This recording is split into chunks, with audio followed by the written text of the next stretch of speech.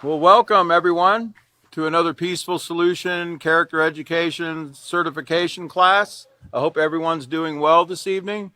Everybody has their books ready, their pens, paper, pencils to take notes, right? Okay. My name is William. I'm just one of the many instructors in the Peaceful Solution. And before we get started in my portion of the today's lesson, I want to take a little time to go over what Chris, the previous teacher, went over. If everybody would go ahead and open up their Peaceful Solution books, I'll give you a page number here. Let's go over to the note to the road less traveled here on page 2 in your character unit.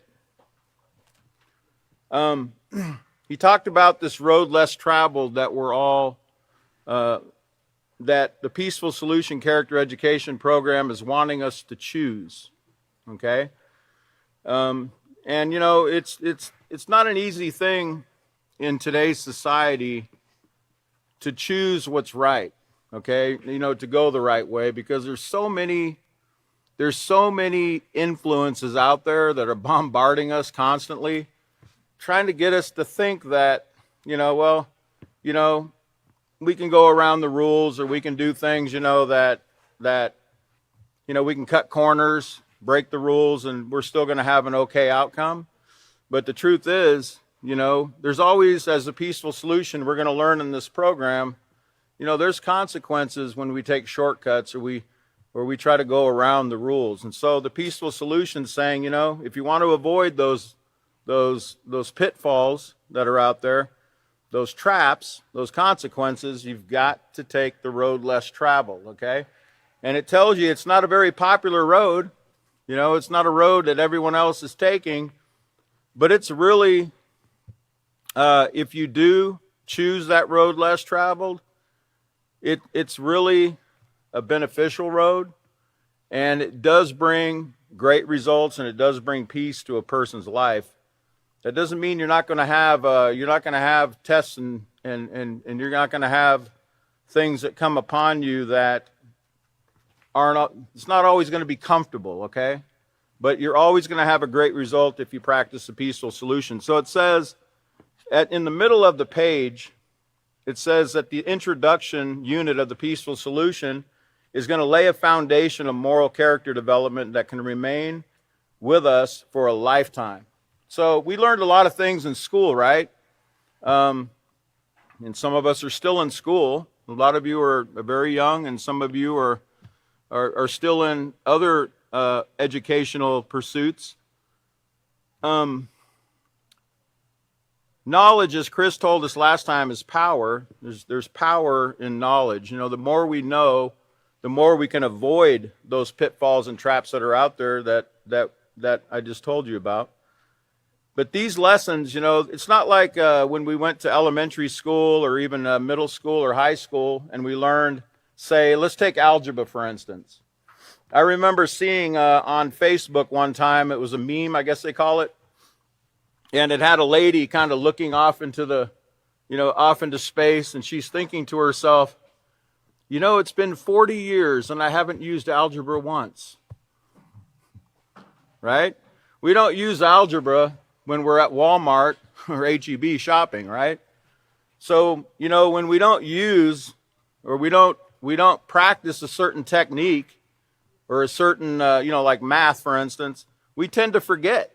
We forget that particular subject. But Peaceful Solution, character education, moral education is something we're going to use every second, every hour, every minute of the day for the rest of our life, no matter what pursuit, whatever field we go into, whether we're at school, whether we're at home, whether we're alone, wherever we are, we're going to be needing this Peaceful Solution in all of our decision making on a daily basis. So this program is going to lay that foundation of moral character development that's going to be with us for a lifetime. And it says there's a wealth of knowledge in this book, and there is. I've been a student and a teacher in the Peaceful Solution since 2002. And I can tell you right now, I still haven't perfected these techniques, okay? I think all the teachers will tell you that. None of us are perfect, but I'll tell you what, when you look back a year, 2 years, 5 years, 10 years, and even 18 years ago, you'll see the difference if you just persist in it and you keep doing it and you don't give up in teaching this program and practicing it on a daily basis in your everyday life. Okay, so it also says here on the bottom paragraph on page 2, it says, we believe the principles contained in this book, when applied to your everyday life, will bring you such abundant living, you'll be forever appreciative. But now it says it's up to you. It's up to us. You know, we have to choose to do the things that we read in this book. It's kind of like reading a recipe for a cake, right? But if you don't, you know, you might have all your ingredients in front of you, you know, ready to bake that cake. But if you don't follow the recipe and you don't mix the ingredients and you don't put it in the oven and you don't bake it for an hour or whatever it asks for, you don't get it done. So we have to actually apply the things that we learn in this program. So it's up to us to take hold of the principles, these moral principles that will bring success. And remember, it will never let anyone or anything deter you from this road less traveled, this path that the Peaceful Solution is wanting all of us to take. So let's turn now to page 3. And I'm going to remind you, I'm going to go over the step that we need to be following here in teaching this first lesson, chapter 1. This is from LP, it's step 2. It says, tell students that today they will learn what character is and how it's developed, and they're going to learn how to distinguish, and that word distinguish means to tell the difference between personality and character. Explain to students that everyone has character, and how character is developed in each person is a process that begins before birth. We'll be talking about that, and continues throughout his or her life. So we're on page 3, and we're going to read chapter 1, More Than Meets the Eye, the introduction here. And at the top, there's a little cloud there in the top right corner, a little thought cloud. And it says, quote, men own possessions, but honorable men possess positive character, the Peaceful Solution. And that word honor, you know, honorable men. Now, we know everyone owns things, you know, from the earlier units of the Peaceful Solution. You know, everyone owns things, and we learned that in the ownership lessons. People own property, they own cars, they own boats, they own furniture, they own all sorts of electronics, etc. But, you know, the Peaceful Solution says honorable men possess this positive character right here. They take hold of it. They possess it. And, you know, I was thinking about that word honorable because, you know, did you know there was a time that there's always kind of been, depending on who you ask what honor is, you'll probably get in different time periods throughout history, you'd probably get different answers. And I'm going to give you an example. Today, well, let me go back for a minute. Let me go back a little bit here. I'm going to show you this. I'm going to show you this here on the screen. If you could zoom in on this just a little bit. Writing's kind of small. Just 1 second. Okay. All right. Now here's a picture of two gentlemen. Last name Hamilton and last name Burr. I think Alexander Hamilton and Aaron Burr. Okay. These were considered true gentlemen back in the day. I'm talking about in like the 1800s. Now, it says, in our modern age, solving a problem by asking a dude to step outside is generally considered an immature, low-class thing to do. I'm sure you remember, you know, some of us older people remember in high school that, you know, somebody would call us out after school. I call you out. I'll meet you outside in the parking lot, right? Well, that's considered nowadays a very immature thing for people to do, and you can get in a lot of trouble for doing something like that. Okay, but notice this. But for many centuries, challenging another man to a duel or, a pistol fight was not only considered a pinnacle of honor, but was a practice reserved for the upper classes, those deemed by society to be true gentlemen. Okay? So it used to be that if a man, and it gives this quote here, a man may shoot the man who invades his character as he may shoot who attempts to break into his house. That's a quote from Samuel Johnson. He was one of the great thinkers in the 1800s. But notice, this was considered, a gunfight. Challenging somebody to a gun duel was actually considered to be an honorable thing. Okay? And it was a great, and whoever won, of course, was the hero, a very honorable gentleman, a true gentleman. Okay? But now, things have changed. You can't just go out now and challenge somebody to a duel if you don't like what they say or how they look at you, or if they do you wrong, or they somehow say disparaging things about you or whatever. You can't just do that. That would consider to be something that's illegal in today's society. But just to show you that, depending on who you ask in different times, different ages, different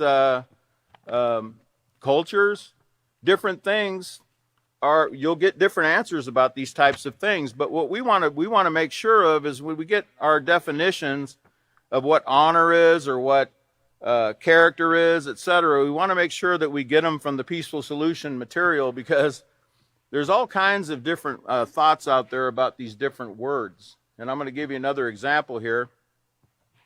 It says, chapter 1, More Than Meets the Eye, it says, have you ever heard someone say, oh, him, yeah, he's a real character? What do you think that means? What do you think that means, when somebody says, oh, yeah, him, he's a real character? I know what I thought it meant when somebody said that. Usually I would get the idea that when somebody said, oh, yeah, he's a real character, that meant something like, yeah, he's real funny, or, he's, depending on, what kind of person it was. Oh, yeah, he's a real character. Might have meant, oh, yeah, don't, he's funny, but don't leave your wallet laying around anywhere or something like that. Everybody has their ideas that come in their mind when somebody says, oh, yeah, he's a real character. But what does that mean, character, when you hear that word character? Because, again, depending on what time of, what period of time you live in, you might get different answers. I'm going to prove it to you, right? And I'm going to show you. The word character, I'll just show you how it kind of evolved over time here. It says, mid-14th century, character meant symbol marked or branded on the body, a symbol or drawing used in sorcery, alphabetic letter, graphic symbol, standing for a sound or syllable. And kind of like today, where you have characters on a typewriter, like letters, right? Letters or numbers, right? Those were considered characters. Okay, the meaning of Greek character was extended in Hellenistic times by metaphor to mean a defining quality or individual feature. Hellenistic times were between like Alexander the Great in 323 BC to 30 BC in that time period. That was Hellenistic times. Now, in 1660s, notice this. The word character evolved to mean, it says, sense of person in a play or novel is first attested in the 1660s in reference to the defining qualities he or she is given by the author. So, because if you ask a lot of people, what is character, they might say something like, well, it's like somebody in a film, or it's like a cartoon character, right? They get the idea of a person that is in a movie or in some kind of cartoon that they like to watch. So you'll get different answers when you ask different people at different times what that word character means. And there's also the examples right now in the dictionary. If you were to go to any dictionary right now and look up the word character, I'll give you one example of what you would find here. This is from yourdictionary.com. The word character. It says, what is an example of character? It says, character is defined as a trait, quality, or high moral code. An example of character is someone who is known for being funny. Okay? An example of character, another example, is a person who is trustworthy. Okay, now, if you were just to read that, if you didn't really know anything about character, if you hadn't taken the Peaceful Solution, again, it's very easy to get character and personality mixed up. Okay, and in this case, the funny, which is personality, as we're going to learn later, is actually a personality trait. It's not a character trait at all. But the example they gave of a person who is trustworthy, that is a character trait. That is a moral character trait. So, as we'll learn later on.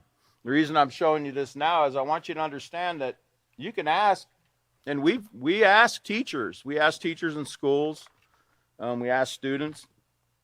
And there's been a couple people that gave us some really great answers, and they did understand the difference between character and personality. But for the most part, you'll get answers like we just saw right here, where you have character being described as, or personality being described as character, and vice versa.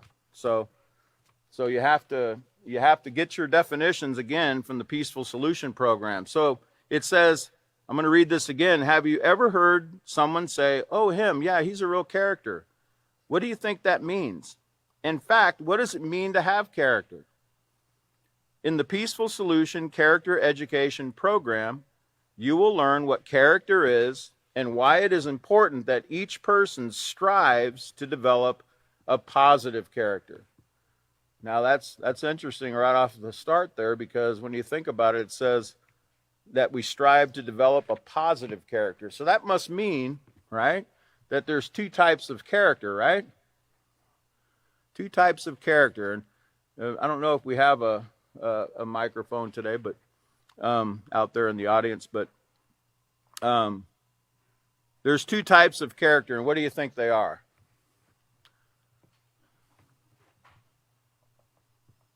Yes, that's right. Yeah, there's positive and there's negative. There's two types of character, right? And it's asking us here to strive to develop that positive character, okay? Positive character. A character that won't land us in any kind of trouble, that's respectful, that's responsible, etc. It says, everyone has character.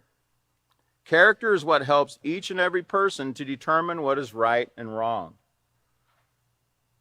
Okay, everyone has character, that's true, but does everyone have positive moral character completely? No, they don't, right? That's why it says we need to strive to develop a positive character. Because in everybody, there's, as we're going to learn later on, there's a mixture in all of us. We have positive traits and we have negative traits. But what we're striving to do, what we want to do in the Peaceful Solution program, is we want to eliminate the negative traits within us once we identify them. And then we want to, what we call accentuate. Accentuate would be like you see right here with this paper. You see how I accentuated that with that highlighter right there. I highlighted that sentence to accentuate what's written there so it would stand out. Okay, so we want to accentuate these positive traits that we learn in the Peaceful Solution. Okay, so now there's something else about the word character that I want to talk about. Because remember I said that a character could be a letter, it could be a number. When you think of the word character, when you look up the definition, it'll use those types of terms, like a character on a typewriter, okay? Or when you write a letter, you're writing a character. That's what they call it. It's a character, Okay? I'm sure all of us here at one point or another in our lifetime wanted to do what we call, or what they term as, turn over a new leaf in life. Have you ever heard that term? Turn over a new leaf? Start fresh, start new. You know, stop doing certain things we're doing and start doing them differently, right? We've all been at that point, and probably more than once, okay? Because, you know, it's kind of like quitting smoking. You know, I remember one time a very wise man told me, you don't quit smoking 20 times. You know, you might have attempted it 20 times, but you didn't really make up your mind, okay? Because you only quit once, okay? When you quit something, you don't do it anymore, right? Okay, and that's because you determined in your mind at that point, you know what? I'm going to do it this time, and I'm not going to let anything deter me from doing this right here. I'm not going to let anyone or anything stop me. And that's what the peaceful solution said in that road less traveled. We can't let anyone or anything, even our own mind, even our own thoughts, you know, we can't let even our own thoughts deter us from doing what we're learning here in this peaceful solution. But kind of lost my train of thought. Sometimes I go different directions, but that word character. Yeah, that word character. We've all wanted to change something in our life at one point or another. And let me show you this about this interesting fact here. A little bit. Let's see. Okay, there we go. I think, can you all read that? A little more? Zoom out? No, right there. Okay. Okay.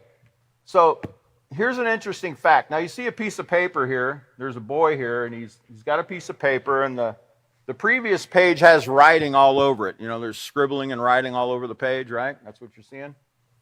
And he's turning this page, and you see a clean page that he's turning over to, right? It says, interesting fact, way back in the 16th century, pages in books were called leaves. Leaves, okay? So, turning over a new leaf meant that one was turning to a blank page. This idiom, or this saying, was used to signify a major change in behavior or a new stage in a person's life. Okay? So, turning over a new leaf, remember, they books, you know, like this book right here, when you turn the page, you're turning a leaf. You're turning over a new leaf. You're going to have a blank page to write on. And what I want us to do, right, you know, in this class today, and actually we can go back 2 classes, the ones that Chris gave, we need to turn over a new leaf and really strive hard to get this right. And I'm talking about all of us, okay? Myself included. We really need to try and strive hard to get and practice the techniques and principles that we're learning here. Because again, if we don't use them, we lose them. If we don't use them, well, they're just techniques. They're just principles. They're just sayings in a book. They're just knowledge. You know, we got to apply the things that we learn. And so turning over a new leaf. Now think about this. Remember I told you a letter is a character, right? So I want us to think for a minute about turning over this new leaf and this new fresh page. So we're starting on a fresh page, right? So when we write on that page, when we put characters on that page, as we write our story, because that's what we're doing, we're writing a story about ourselves. We're writing a journal, so to speak, about our journey or about ourselves. Each character that we're putting on that page, each letter that we're writing, we can think of those as the actions that we're taking, the choices that we're making. Each choice that we're making is like putting that character, each letter, okay, on that page. And we want to make sure that when we once we write that book or we write that page, when we go back over that page, we can see that we made great decisions and that we didn't, that we followed the things that we learned in the peaceful solution. Now, does that mean the first page is going to be, perfectly, it's not going to have any mistakes, misspelled words or anything like that? No, you'll probably make some mistakes, right? But as you learn in the peaceful solution, you don't want to give up. You see where you went wrong, you see what mistake you made, or what wrong choice you made there in that situation, and go back and next time set your mind to do it the right way, to do it the way the peaceful solution told you. So it says a person's character. Okay, everyone has character. Character is what helps each and every person to determine what's right and wrong. A person's character consists of patterns of behavior that are considered either positive or negative. And your character reflects who you are on the inside. Okay, who you are on the inside. It goes beyond what the casual eye can see. It's like, remember the name of this chapter is More Than Meets the Eye. And Chris gave a great example last time. He had a picture of an iceberg. Remember that? And that iceberg, it didn't look really all that big when it was sticking out of the water. Now, if you were a ship master, or I don't know what they call guys that drive boats, but if you saw that thing, you would do all you could to avoid it, because I'm sure you all remember the story of the Titanic, right? And how on its maiden voyage it hit an iceberg and it was supposed to be unsinkable. Okay? Well, you would do your best to avoid that thing, but did you notice how big that iceberg was underneath the water? Because I always wondered, how could such a small iceberg rip a ship apart like that, the hull of a ship? But now I can see why. I never knew personally how large the iceberg is that you can't see underneath the surface. And that's what this is illustrating right here. In everything in life, there's more than meets the eye. In every person, everything that we read, everything we hear. Okay, we learn in the peaceful solution that you really need to look behind the scenes. You need to fully educate yourself about things so you can know your subject, okay? So it goes beyond, our character goes beyond what the casual eye can see. You can't look at somebody and know their character. Now I know, I've had students in the peaceful solution, they've walked in, and I knew a gentleman that had tattoos from the top of his head to the soles of his feet. Okay? And, quite frankly, even coming from the background I came from, it was a little bit scary at first. I thought, man, who is this guy? Is he some kind of drug dealer? Is he a gang member, a mafia? Is he in mafia, or, who is this guy? I didn't know if I should let him in my door, or, if I should, I didn't know what to do. I was kind of nervous about it at first. But don't you know that when I started talking to him, he had the most gentle voice, and he was one of the nicest people I ever met. Okay? But he liked tattoos. Okay? So you can't judge, as they say, you can't judge people by looking at them, by their appearance, just like you can't judge a book on how great it's going to be or how bad it's going to be just by looking at the cover, right? You've got to look inside. You've got to look inside, okay? And it's the same with us too, How often do we really think about the inside? What's going on the inside of us, okay? Well, when you start learning the peaceful solution, it trains you to start looking inside. Okay? You'll start looking inside and you'll start wondering, why do I make the choices I make? Why do I do these things? What makes me tick? Why do I get so angry at these situations? Or why do I treat people like this when they do this? Or whatever the situation is. You start to think about it, because that's what education does. It enlightens, it illuminates the mind. It turns a light on to where there was once it was really dark and you couldn't see anything. But when that education comes, have you ever noticed that when you learn something new, it's like you never saw it before, but when somebody brings it to your attention, you start seeing it everywhere all of a sudden. Where before you never even saw it. And you're like, wow, you know? Well, that's what education does. It enlightens you. It brings this to your attention, you know, where before you didn't know. Okay, that's where knowledge is power. It says, knowing about your character will enable you to understand why you think and act the way you do. Knowing how to identify a positive character in others will help you build strong, positive relationships.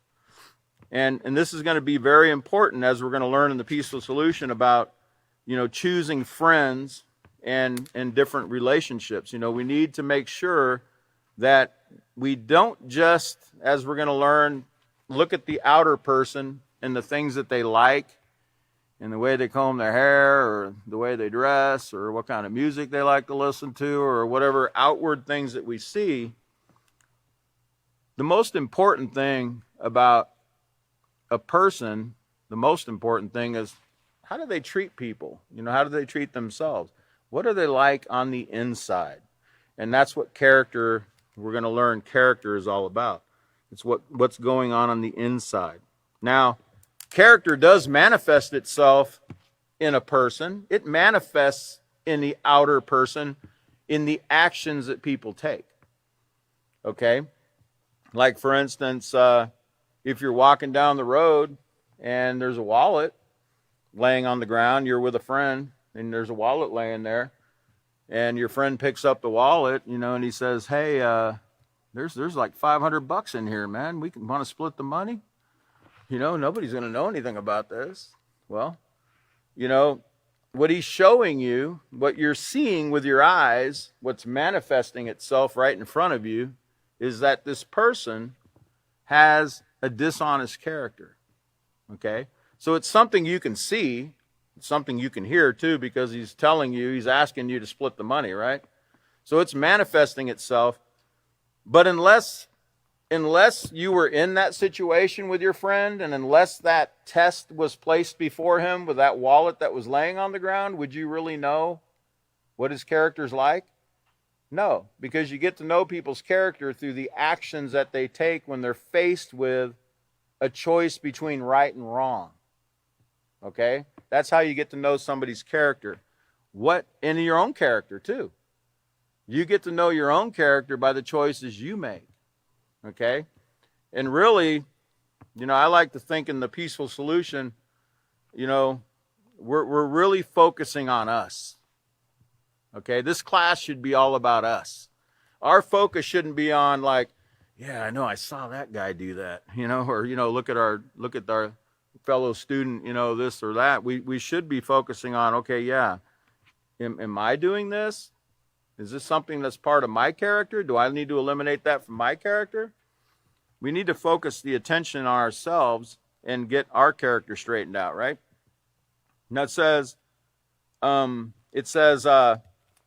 knowing about your character will enable you to understand why you think and act the way you do. Knowing how to identify positive character in others will help you build those strong, positive relationships. Relationships that last. Lasting relationships. Wouldn't you know, I'm almost 60 years old. I'll be 60 years old in another year. I don't know one person. I don't have one friend in my life from high school. I don't even know where they're at.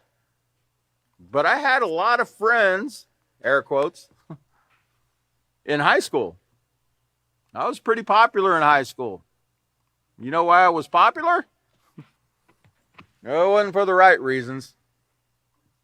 And the friendships that I had then, I of course, this was, you know, I graduated high school in 1981. So, you know, that was quite a while ago. And, you know, and yeah, some people probably have passed on or whatever, but the relationships that I had, based on what we learned in the Peaceful Solution, what we're going to learn, they weren't really solid friendships. They weren't positive relationships. They weren't based on positive moral character that we're going to learn here, and that's why they didn't last. You know, they were friendships I'll just call them, for the sake of the peaceful solution language here, I'll call them acquaintanceships, or my acquaintances that I had in high school, the people that I knew, that I hung out with, my running buddies, my homies, or whatever you want to call them.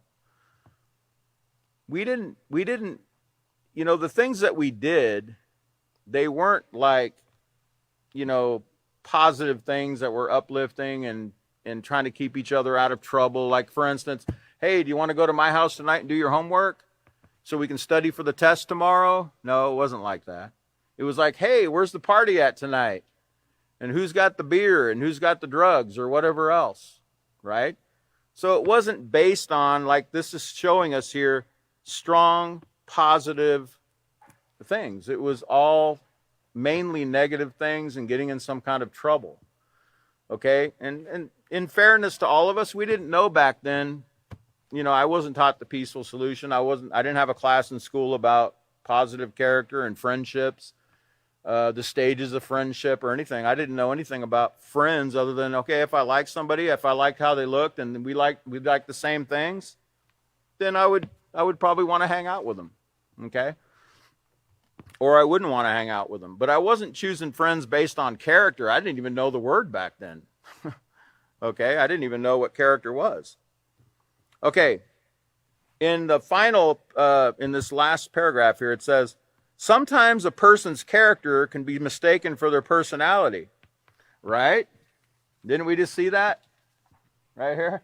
We saw it right here. Remember? It's an example of character is someone who is known for being funny. Okay? That's a mistake. And that just illustrates what it says here, that sometimes a person's character can be mistaken. Now, I'm not faulting the person that wrote this, because I thought the same thing. I told you that at the beginning of the class. I thought the same thing. You know, when somebody said, oh yeah, he's a real character, I probably thought, well, yeah, he's probably funny, or, you know, he's a troublemaker. You know, he likes to do things. He's a prankster. You know, he's probably a real prankster or whatever, you know. That's what I would think when somebody said, yeah, he's a real character. So, although they can be confused, character and personality are two very different concepts. We need both character and personality to interact and function within our society. Okay, so let's turn over to page 4. And it says at the top, character. Now, everyone has it, but where does it come from? Where does character come from? It says our character defines what is important to us, what we believe in, and how we treat others, just as clearly as our faces and voices define who we are physically. Now, take that first sentence, our character defines what is important to us. Now, we're going to learn, as we go along in this first chapter, we're going to learn about the ingredients, or the recipe, or the factors that make up our character. Okay, and one of them is values, and that's what that means. What's important to us? You know, our character defines what is important to us, or our values. It also defines what we believe in. That means like the different morals that we've been taught or not taught. Okay, and we'll learn what morals are as well. And how we treat others, just as clearly as our faces and voices define who we are physically. In fact, our character is an integral part of who we are. Now, that's a pretty big word there sometimes. You know, I look at some words and, you know, I like to break them down a little bit, because I don't take for granted that everyone knows some of the words that are used. That word integral, some of you students right here that are in middle school, you probably do know what this word means. You might recognize it. That word integral it's like the word integer, you know, in math. An integer, of course, is a whole number. It's whole. It means it's whole. When it says integral, that word integral means it's necessary. It's necessary to make a whole or make something complete. Okay, it's necessary. So our character is necessary to make us complete as a person. Okay, remember, as we just read, we need both character and personality. So it's necessary to make a whole, to make complete. It says it's essential. That word integral means it's essential. In other words, you must have it. It means it's basic, vital. It's basic and it's vital. It's something that we need. It's kind of like your vital signs, you know, like when they take your pulse to make sure your heart's working, you know. Your character is just as important, okay? You got to have character and you got to have personality to make you as a whole person. Okay, now it says whether the character we have is positive or negative depends upon many different factors. And we're going to learn these in this first chapter. And these factors include genetics, family values, influences, experiences, choices, and environment. And together, you know, all of these things that we just read, genetics, family values, influences, experiences, choices, and environment, together they help to mold and shape our character. Let me give you an example. For instance, the things that we value, you know, like I remember, when you were 5 years old, what did you value? Think about it. Think about it. What did you think was important when you were 5? I can remember. I mean, I don't remember. I remember somewhat that far back, but I can probably imagine I valued candy, cookies, playing outside. I like to climb trees. I used to love to climb trees. I would climb to the very top of that tree. I mean, I used to love playing outside, climbing trees. I valued that. Let's see, what else did I value? Well, playing with toys, you know. Okay, just basically having fun, watching TV, you know, things like this. That's what I valued when I was 5. Now, what did we value when we were 15? You know, what did we think was important when we were 15 years old? Okay, everybody probably has different answers. Well, it probably changed from toys to cars, you know, like a real car. And probably being more independent, hanging out with your friends, you know, going places. We used to build tree forts or go and make underground forts. I lived in Alaska, so we had a small window of opportunity to dig underground forts. But yeah, I mean, in the summertime, we would go do those kind of things. And I got to tell you, I don't have a lot of positive things to share with you about my growing up years. I mean, I would just be telling you a fable. I was in a lot of trouble, okay? And I think a lot of it was because I wasn't supervised, okay? I thought my dad was strict because I would go to my dad on a summer day. There was no school that day, and I would say, Dad, can I go outside with Randy? Yes, son, but be back by 8, you know, and it's 12 o'clock, and that's 8 hours, right? And I thought my dad was being strict because he wouldn't let me stay out till 11 or 12 at night, right? But do you know how much trouble we got in 8 hours? Do you know what a young person can get into in 8 hours with no adult supervision? Well, I remember, let's see, trying to derail trains with rocks. We lived in front of our house. We had a train track going by, and we would put boulders on the tracks trying to derail the next train coming by. Or we would take our BB guns and shoot neighbors' windows out just for the fun of it, to see that, you know, how it makes that little hole, you know. Just silly things that children do when there's no supervision, when there's no adult supervision. Mom and Dad would go somewhere, and they'd leave one of my teenage sisters in charge, and they'd say, we'll be back in a couple hours. And as soon as they left, you know, out came the cigarettes. Or we'd go down in the basement and have a seance and try to pull up ghosts. I don't know where we came up with these ideas, but boy, when we didn't have supervision, we were into all kinds of stuff.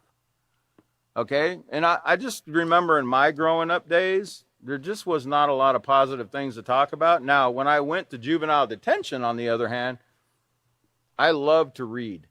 I loved to read as a child. I loved knowledge. I loved to learn about stuff, but I learned mainly nonfiction. I didn't really like reading fictional books, but I loved reading about things. I loved to learn about things. I've always had a love to learn. Okay, so, but the point is that I'm trying to make, you know, all of us come from different backgrounds. We had different experiences, different influences in our life.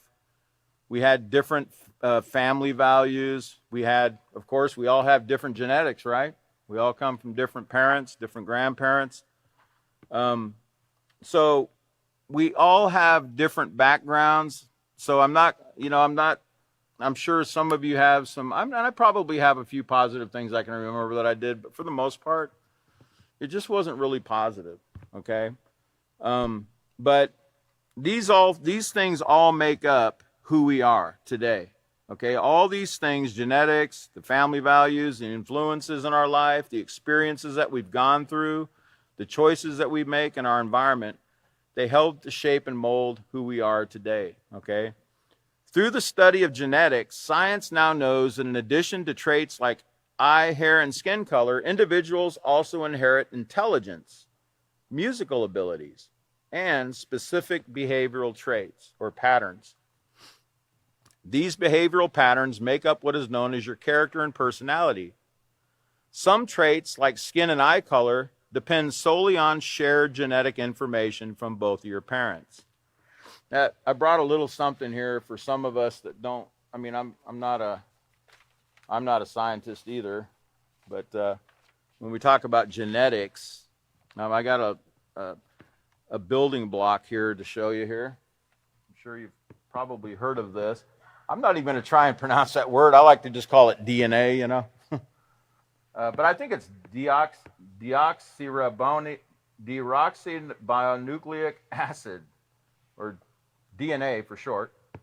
It says it's a molecule composed of two polynucleotide chains that coil around each other to form a double helix, carrying genetic instructions for the development, functioning, growth, and reproduction of all known organisms and many viruses. This right here, this DNA right here, that makes up everything in us. You know, our heart, everything is built from that. Okay? Everything comes, that's like the building block of everything right there, this DNA. And we're going to learn a lot about genetics and the things that we've inherited. You know, I know today in today's society, there's a lot of talk about, well, you know, you were born this way, so, you know, it's okay to be you. You know, if you were born that way, it's okay to be you. Well, it is okay to be you if it's positive. If it doesn't bring harm to you or somebody else, it is okay to be you. But if it's something that's negative, if we learn through the peaceful solution it's something that's bringing harm to us, our neighbor or the environment, then it's something we need to eliminate. We need to get rid of it. We need to do everything and strive to do everything we can to get rid of it out of our life.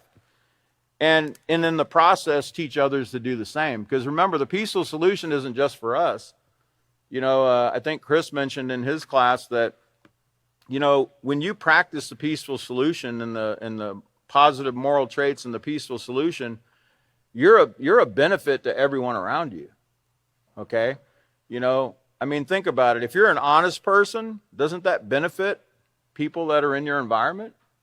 You know, they know you won't steal from them. They know you'll tell them the truth. You know, they know that you're trustworthy. Okay, so it benefits everyone, not just you, you know. So we'll learn more about that too as we go along. And we'll learn more about these genetics.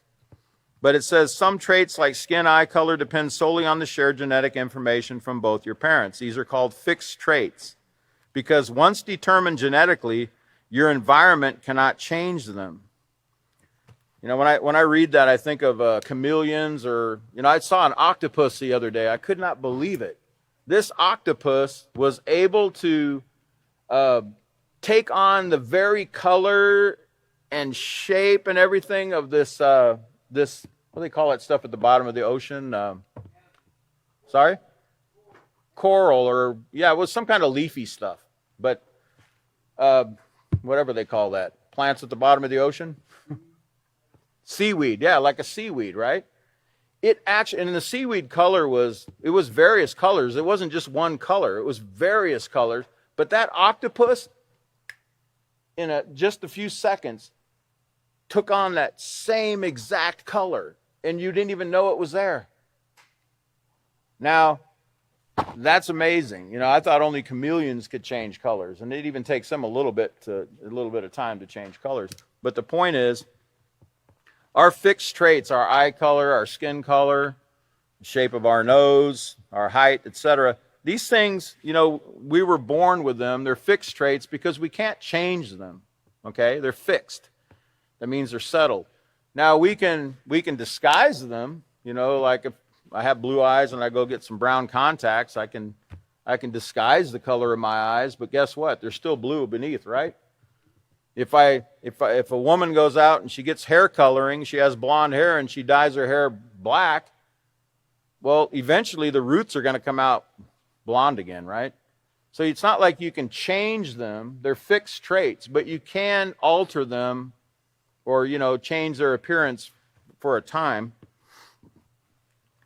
And you know what? We should want to change the negative character traits that we have. And we're going to learn more about them. We should want to become the best people we can be. And I know everybody that's tuned in right now and everyone's in this class, that's why we're here, right?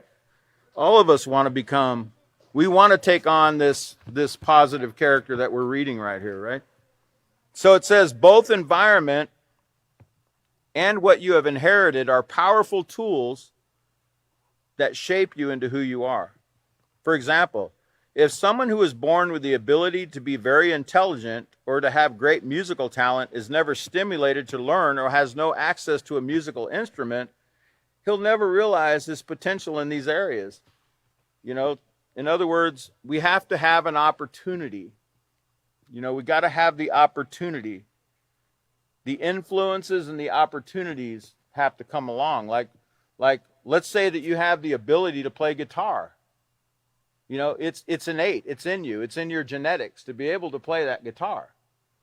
But if someone never gives you a guitar or hands you a guitar and says, here, why don't you try and play this? Will you ever really know?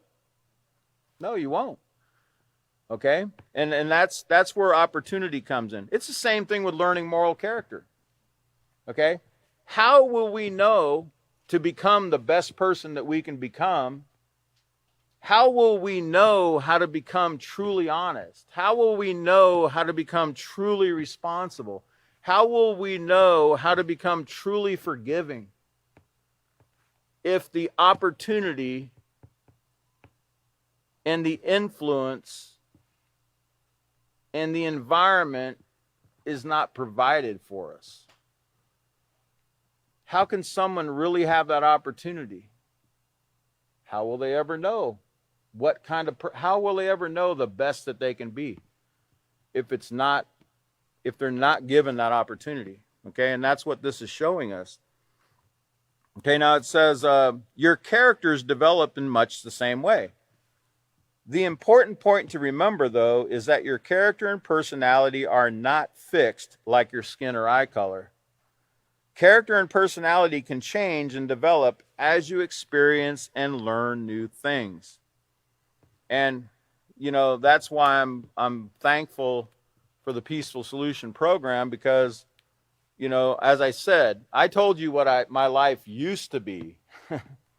I'm not doing those things that I told you about that I was doing in high school. My values have changed quite a bit since my high school days.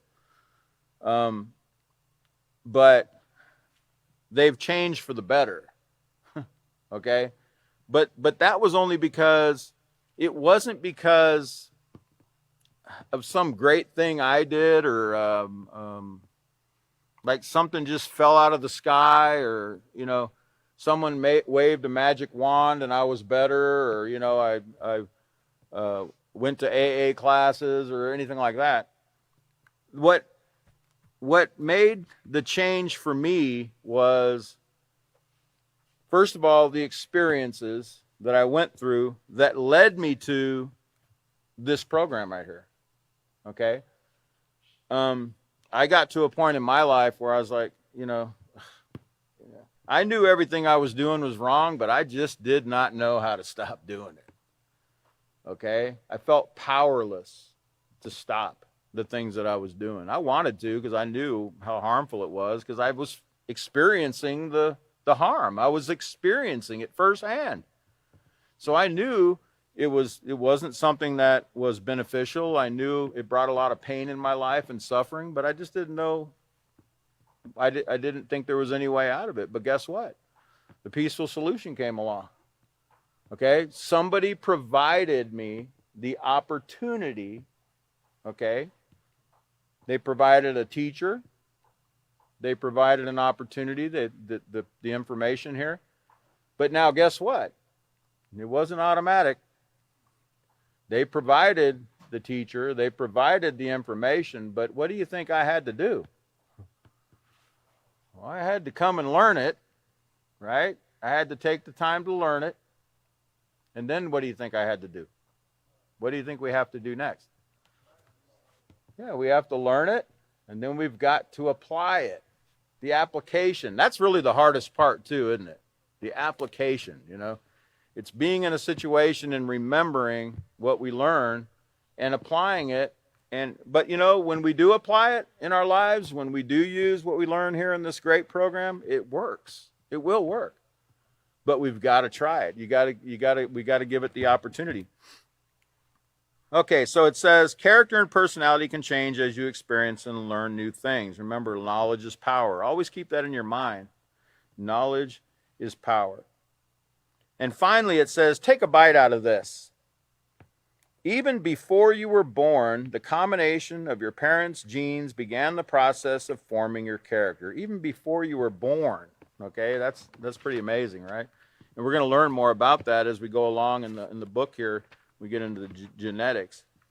On page 5, I want to read this real quick before we stop tonight. Think about it. It says, Jean-Baptiste de Monet-Lamarck, a French naturalist in the study of genetics, proposed that characteristics acquired during an individual's lifetime are passed on to their offspring. Here's a question for all of us to be thinking about in the next few days. What characteristics are we acquiring, and how will they affect our children? What characteristics are we acquiring, and how will they affect our children? Remember, it's not about just us. The choices that we make are affecting not only ourselves, but our children and future. Remember, genetics, it's passed down. We're affecting more than just ourselves. We're affecting the people around us in the immediate environment, in our city, in our state, and it ripples out even to the world. Our choices. We'll learn more about that. And it affects our children genetically as well. So we need to be thinking, are we making the right decisions? We'll talk more about that in the next class. And by the way, the next class is going to be on 11/29, Sunday, 11/29, so at 5:30. So please, I hope everyone continues to keep learning, and it's great. It's been a great opportunity to teach everyone. Thank you very much, and we'll see you next time.